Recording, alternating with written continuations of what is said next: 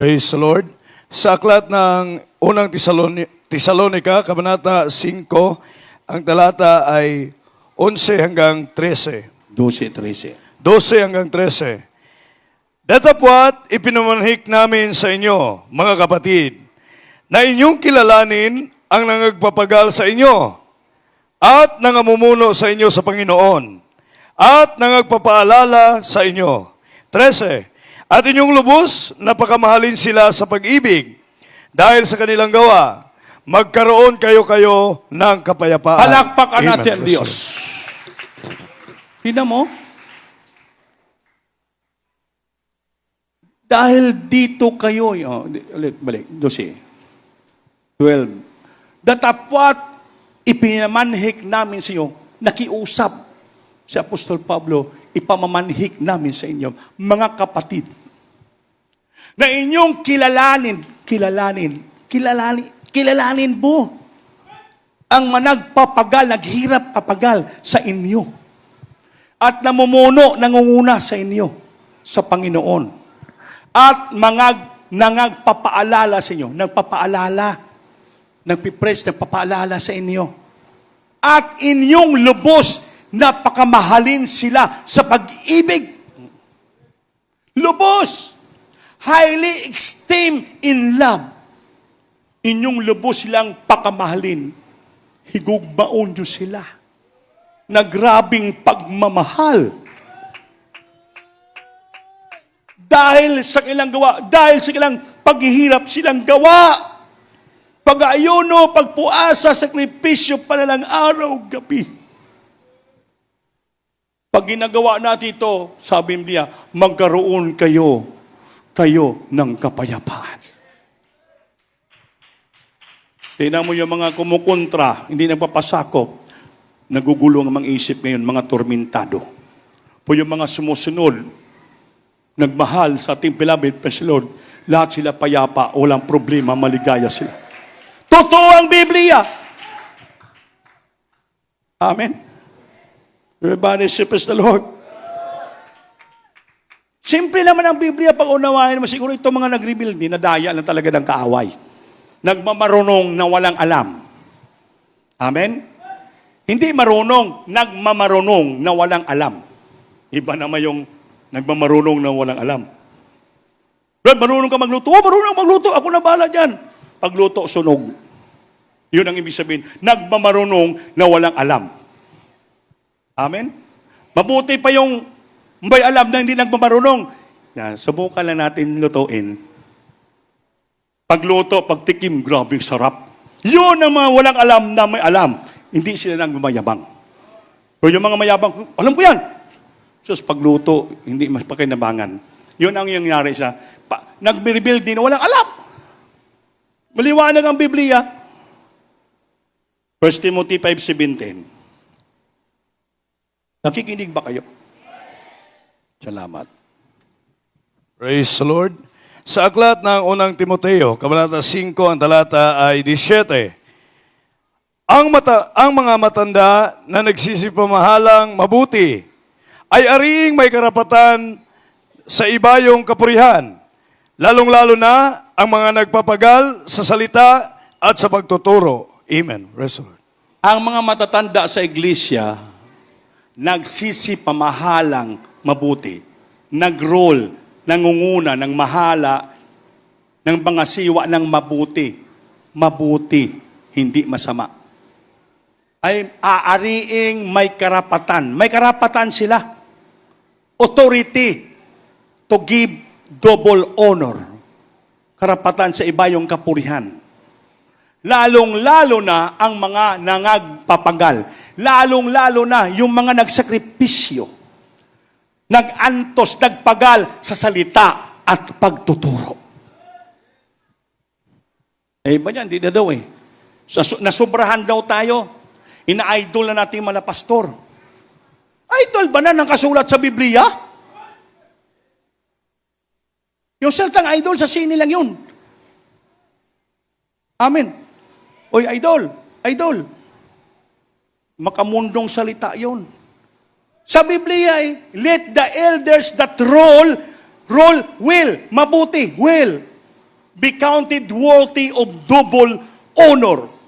Tako sa dobling pagrespeto, paggalang, especially the who labor in the word and doctrine. Especially yung nagsakripisyo sa pagtuturo at sa doktrina. Nakita natin yan sa ating beloved parents in the Lord. Tama ang Biblia. Everybody serves the Lord. Ay, mga hindi nakaunawa, kaya dahan-dahan na silang pumunta kay Satanas. Basahin versikulo. 1 Timothy chapter 5 verse 15. Praise the Lord. Sa aklat ng unang Timoteo, Kabanata 5, ang talata ay 15. Sapagkat ang mga iba'y nagsibaling na sa hulihan ni Satanas. Palakpakan Amen. natin, Diyos. Yung mga hindi nakaunawa, hindi sumusunod. Ito, sabi ni Apostol Pablo kay Timoteo. Sapagkat ang iba, nagsibaling ng sibaling na ba? Sumunod na kay Satanas. English.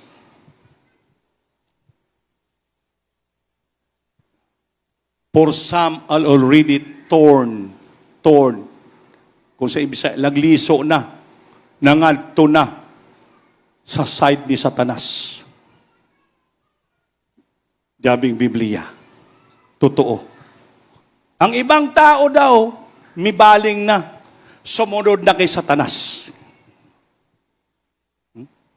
For some are already torn aside after Satan. Yan ang mga nagrebelde, kumukontra. Hindi na siguro nabasa yung bersikulo na yan. Oy, Brad! Oy, sumunod ka na kay Satanas. Brad, you turn aside after Satan. May baling niyang panampalataya mo kay Satanas, Brad. Ay, lista yung bersikulo na yan. Baka may mag-post-post dyan ba? Yan ang bersikulo mo. Brad, sumama ka na kay Satanas, Brad. Hindi ka na sumama sa Panginoon. Yung nagpo-post-post doon niya si hindi ko lang banggit pangalan eh. Pagbasa ko ng apelido, kala ko taning eh. Di pala taning yung tawing. Taning. Pagbasa ko, taning eh. Tama naman, sabi ng Biblia eh. Sumama na kay Satanas, anong tawag mo nun? Yung tao na sumama kay Satanas, anong tawag mo? Sumunod kay taning. Amen. Biblia, for some already torn aside after Satan. Nawa tayo dito sa CDO. Gusto nyo bang sumunod kay Satanas? Ha? Ano? Oo? Sinong gusto sumunod sa Panginoon? Sino mo sumunod kay ano? Ano lang yun? Walang dugtong. Huwag tayo sumunod kay kay taning. Sa Diyos tayo susunod. Di tayo magpadaya kahit sino mang tao. Amen. Maglingkod tayo na buong pagmamahal, purong malasakit sa Diyos, puro pagmamahal sa Panginoon, gawain, tulungan natin ang gawain, pag magbigay tayo sa bulato ng Diyos, tulungan natin ang iglesia, mangarte ebanghelyo, magtulungan tayo. Pag kayo ay narebuke, nagkamali, sumunod, magpakumbaba, gawin ang tama, wag mag-disobey. Dahil sumpa ang darating, delikado. Kung gusto mo ng langit, huwag ka sumama kay Satanas. Kaya sundin mo ang kalooban ng Panginoon. Pag mali, huwag gawin mo, ayaw pagawin, paggawa. Pag mali, ayaw pagawain mo mali. Huwag mo gawin yung mali. Gawin mo yung tama. Huwag ka sumunod kay Satanas. Alisin mo yung kasalanan sa buhay mo, maging matuwid ka sa Diyos. Sa Biblia, huwag kang bumaling kay Satanas. For some are already torn aside after Satan. Sumunod tayo sa Panginoon, huwag kay Satanas. Mga minamahal, para ma-secure mo, ma-ensure mo ang kaligtasan mo sa langit pagdating ng panahon. Hindi basta-basta, mga minamahal, ang impyerno. Yung nangyari ngayon sa Iran o Israel, impyerno eh. Dahil pagputok ng misal, grabe ang apoy. Lupa pa lang, impyerno na. Kaya pinagpala tayo sa Pilipinas. Kahit mahal yung kurudo at gasolina, madama pa rin natin ang presensya. Nakapagsamba pa rin tayo Naunawaan natin totoong ebanghelyo. Nagpala tayo ng Diyos. Hallelujah. Naging masunurin tayo sa Panginoon. Mahal na mahal natin ang Panginoon. Mahal natin ang gawain Diyos. Mahal natin ang ating mga beloved parents in the Lord. Mahal natin ang beloved children na silang ginamit para sa atin. Pag sinunod natin yan, lahat tayo pagpapalain ng Diyos. Langit ang punta natin. Walang isang pupunta kay Satanas, mga minamahal. Pupunta tayo palagi sa Jesus. Always cling to the Lord that do not cling to Satan. Huwag sa Diyos tayo. May ang Panginoon natin buhay at makapangyarihan. The title of my Bible study, Awareness. Pagbantay. Mag-ingat, magbantay. You must be aware sa bawat pangyayari sa buong paligid natin, lalo inside the church. Huwag tayo magpadaya. Be not deceived. Bantay. Let no man deceive you by any means. Mag-ingat, be wise. Be wise. Maging marunong tayo katulad ng ahas. Malumo tayo katulad ng salampati. Be wise as serpent and be harmless as a dove.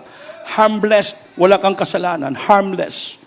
Hindi ka gumawa ng kasamaan. Harmless ka. Like a dove. Mabait ang dove. Pero maging matarunong ka katulad ng ahas. Yung ahas, palagi ganun. Pag may lumapit, pak! Ikaw ganun din. Pag alam mo, nakabantay ka palagi. Pag may lumapit na kasalanan, iwasan mo. Alam mo yung lumapit na tukso, iwasan mo. Be wise as serpent. And be harmless as a dove. Maging harmless ka. Pag hindi ka mo nagkaunawan yung kapwa, istoryahan nyo ng maayos.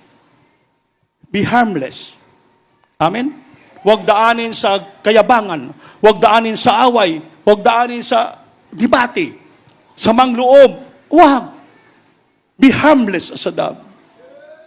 Mo yung bahay na mapayapa, maraming kalapati pupunta doon.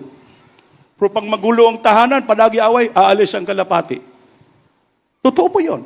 Because ang kalapati, symbol of harmless and peace. Kaya Holy Spirit, hinambing sa lampati. The Spirit of God descending like a dove. Yung Holy Spirit, maamo. Peace. Harmless. Peaceful. Kaya mga minamahal, dapat ganon tayong Kristiyano. Hulasapin ngayon. Baka katabi kayo sa bangko, hindi kayo nagkamustahan ay dyan. Magyakapan na kayo.